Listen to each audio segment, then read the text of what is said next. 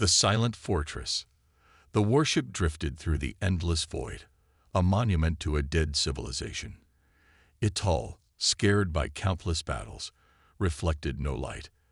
The Zephyrian scout vessel approached cautiously, their sensors sweeping the massive human dreadnought for any signs of life.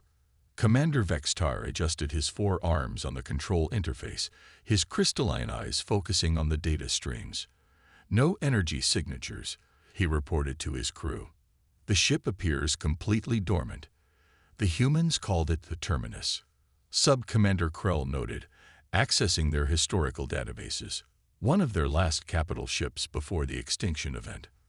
Vextar's mandibles clicked thoughtfully.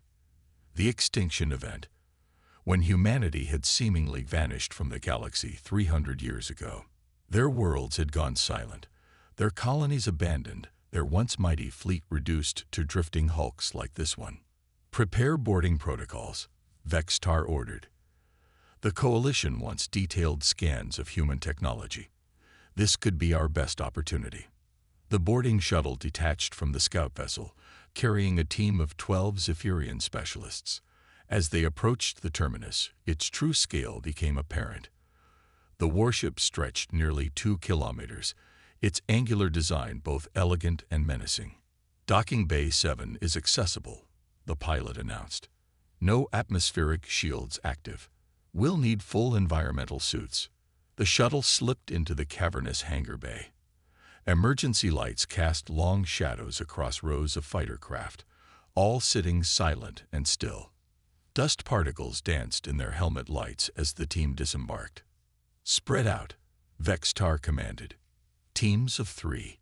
Document everything. The corridors of the terminus were eerily preserved. No bodies, no signs of struggle. It was as if the crew had simply vanished. The Zephyrians moved deeper into the ship, their footsteps echoing in the silence. Lieutenant Zara, the team's tech specialist, paused at a terminal. Commander, this is unusual. The ship's core systems are in standby mode, not fully shut down. Can you access them? Attempting now. Her fingers danced across the interface, adapting to the human design. Strange. There's a low-level power signature I hadn't detected before. It's everywhere.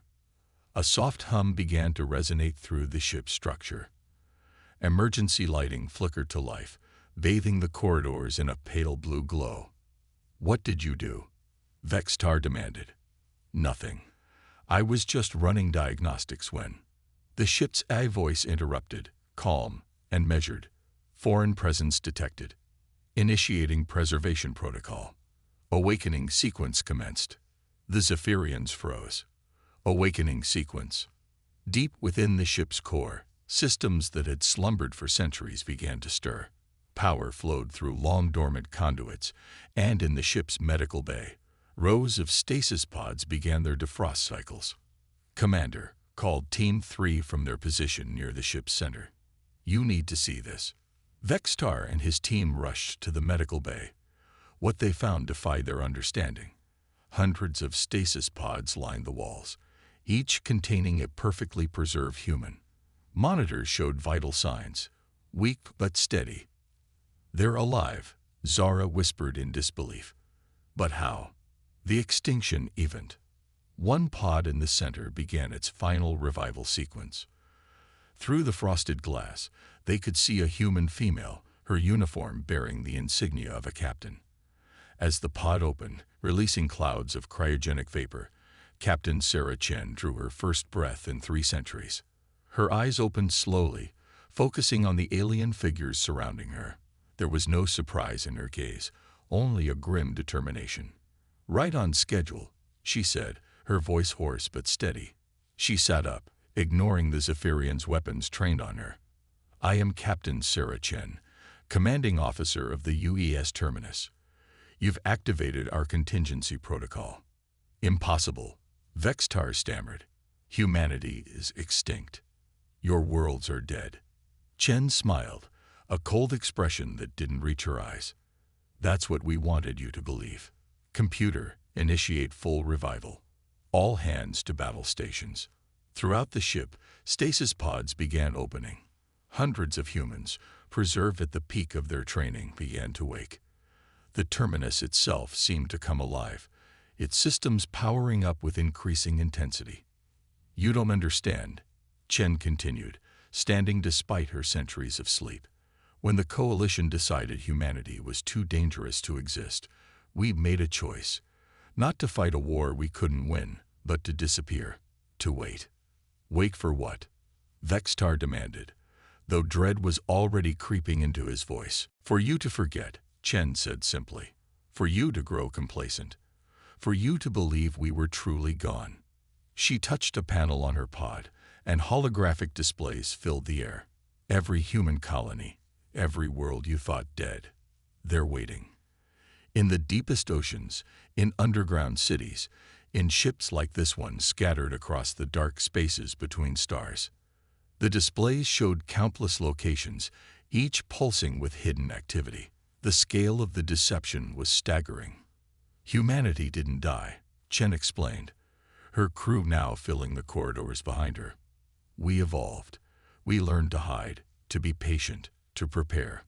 And now, thanks to you, the waiting is over." Alarms began sounding on the Zephyrian scout ship. Their long-range sensors detected massive energy signatures appearing across the galaxy, human signatures emerging from places thought empty for centuries. "The Coalition will stop you," Vextar said, but his voice lacked conviction. "The Coalition believed their own propaganda," Chen replied. "They thought they'd eliminated us. Instead, they gave us time to prepare, to advance in secret, to become something more than we were." She gestured to her crew, and the Zephyrians noticed something different about these humans. They moved with perfect coordination, as if sharing a single consciousness. Their eyes held a depth that seemed almost alien. 300 years of focused evolution," Chen continued. "Genetic enhancement, neural networking, quantum consciousness integration. We're still human, but we're also something new, something the Coalition never imagined possible." The Terminus's weapon systems came online, but Chen raised a hand. "You're not prisoners. You're messengers. Return to the Coalition. Tell them humanity has returned. Tell them we're not the same species they tried to destroy. And tell them—" She paused, looking directly at Vextar. "Tell them we remember everything. The awakening protocol. The revival spread like wildfire across human space. On Earth, beneath the seemingly dead surface, massive blast doors opened in the Mariana Trench. Cities that had thrived in the darkness for 3 centuries began their ascent. The oceans themselves seemed to come alive as countless vessels emerged from the depths. On Mars, the red sand shifted as underground installations activated. What the Coalition had believed to be a barren, abandoned world revealed itself as a fortress, its entire crust honeycombed with military facilities and population centers. Captain Chen stood on the bridge of the Terminus, now fully operational. Around her, her crew worked with an efficiency that transcended normal human limitations. They were connected, not just by communication systems, but by quantum entanglement networks that linked their consciousness. "All sectors reporting in, Captain," Lieutenant Commander Zhang announced. "The fleet is awakening. Current count, 8,000 capital ships, 42,000 support vessels, and the civilian populations, 15 billion and climbing. The generation ships in deep space are beginning their return journeys." Chen nodded. The scale of humanity's hidden survival would shock the galaxy. But it was what they'd become during their isolation that would truly change everything. Dr. Amara Singh, the ship's chief science officer, approached with a datapad. "Captain, the quantum consciousness network is fully operational. We're achieving 98% synchronization across all awakened humans." This was humanity's true evolution, not just physical enhancement, but a collective consciousness that maintained individual identity while allowing unprecedented cooperation. They could share thoughts, experiences, and knowledge instantaneously across vast distances. "The Coalition is mobilizing. Tactical Officer Rise reported. Their fleets are converging on what they believe to be our primary emergence points. Let them come, Chen replied. They're fighting the humans they remember, not what we've become. In the coalition capital, panic reigned. The Vex Dominion, the Altheri Confederacy, the Zephyrian Empire, all the races that had united to eliminate humanity now faced a crisis beyond their comprehension. How is this possible? Demanded Supreme Counselor Vexneal, his crystalline form pulsing with agitation. Our sensors showed dead worlds for 3 centuries. They'd fooled us all, admitted Admiral Korth of the Altheri. While we celebrated their extinction, they were evolving, preparing. The humans we face now are not the ones we fought before. The first engagements proved his words prophetic. Coalition fleets, expecting to face familiar human tactics, instead encountered something entirely different. Human ships moved with perfect coordination, their actions synchronized down to the microsecond. They anticipated coalition maneuvers before they happened, adapted to new strategies instantly. But it wasn't just military superiority that shocked the galaxy.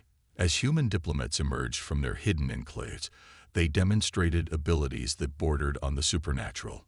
They could sense deception, predict behavior, and understand alien psychology with uncanny accuracy. Ambassador Lin Wei stood before the coalition assembly, her presence commanding despite her solitary figure facing hundreds of alien representatives. 300 years ago, you decided humanity was too dangerous to exist. She began, her voice carrying to every corner of the vast chamber. You were right. We were dangerous because of our potential, our adaptability, our refusal to accept limitations. She gestured, and holographic displays showed the transformation of human society during their isolation. In hiding, we had a choice. We could have festered in hatred, planning revenge. Instead, we chose evolution. We enhanced our bodies, yes, but more importantly, we enhanced our minds. We learned to connect, to share, to become more than the sum of our parts. The displays showed human children learning at impossible speeds, scientists making breakthroughs by sharing consciousness, artists creating works of transcendent beauty through collective inspiration. We return not as conquerors, but as something new. We offer the galaxy a choice: continue the cycles of fear and violence that led to our persecution, or join us in something greater. Supreme Counselor Vexneal rose. You speak of peace, yet you emerge with the largest fleet in galactic history. Lin smiled. Insurance. We learned our lesson about trusting the Coalition's peaceful intentions, but our offer is genuine. We've discovered methods of consciousness expansion that could benefit all sentient races. We're willing to share this knowledge. At what cost? Asked another representative. No cost. No conditions. We've transcended the need for dominance or revenge. We offer evolution, freely given. The debate raged for hours, but the outcome was inevitable. Humanity's technological and evolutionary advantages were undeniable. More importantly, their transformation had eliminated the aggressive expansion that had originally frightened the Coalition. Over the following months, a new galactic order emerged. Human technology began to spread, bringing unprecedented prosperity. The quantum consciousness networks, adapted for other species, created new levels of understanding between races that had been enemies for millennia. Captain Chen stood on Earth's surface for the first time in 3 centuries. The planet, which the Coalition had believed sterilized, bloomed with life. Cities of impossible beauty rose from the oceans, their architecture a blend of human innovation and alien influence. Was it worth it? Asked Commander Vextar, who had become an unlikely ally. 3 centuries of hiding. Chen looked at the sunrise, something her ancestors had taken for granted. We lost much, but we gained something invaluable. Perspective. We learned that survival isn't enough. Evolution isn't just about adapting to threats. It's about transcending them. She turned to the alien commander. Your people believed humanity needed to be destroyed because we were dangerous. You were right. But you were also wrong. Yes, we were dangerous, but danger can be transformed into something beautiful. Across the galaxy, humanity's return sparked a renaissance. Their quantum consciousness technology allowed unprecedented cooperation between species. Wars became obsolete as beings could truly understand each other's perspectives. Art, science, and philosophy flourished as consciousness expanded beyond individual limitations. The terminus, once a symbol of humanity's last stand, became a museum. School children of a dozen species walked its corridors, learning about the time when fear nearly destroyed a race that would eventually help unite the galaxy. In her final log entry as captain, Chen wrote, "We named this ship Terminus, believing it would be humanity's end. Instead, it became our chrysalis. We entered as one species and emerged as something more, not through conquest or domination, but through adaptation and unity. The Coalition's attempt to destroy us gave us the greatest gift possible, the time and motivation to become our best selves. Humanity didn't die. We were reborn. And in our rebirth, we found not just survival, but purpose. The galaxy feared what we might become. Now it celebrates what we chose to become." The stars that had once watched humanity's apparent extinction now witnessed something far greater, the birth of a new age of galactic civilization, where consciousness itself evolved beyond the boundaries of individual races and species. The weapon humanity had developed in their isolation wasn't one of destruction, but of transformation. And in awakening it, the aliens who had boarded the terminus had not triggered humanity's vengeance, but its transcendence. The silence had been broken, and the galaxy would never be the same.